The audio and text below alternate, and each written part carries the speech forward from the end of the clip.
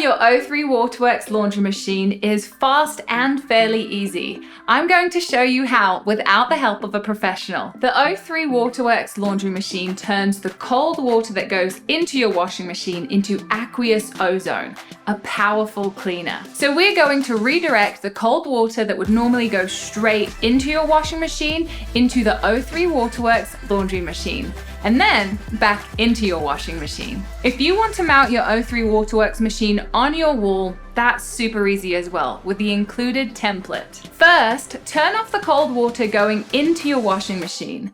Connect the hose from the cold water port in your wall to the in port of the O3 laundry machine. Then connect the hose to the out port of the O3 laundry machine into the in port of your washing machine. You can leave the hot water hose the way it is. Now you'll never have to buy laundry detergent again with your easy to use O3 Waterworks laundry machine. You'll save hundreds of dollars and save the environment while you're at it.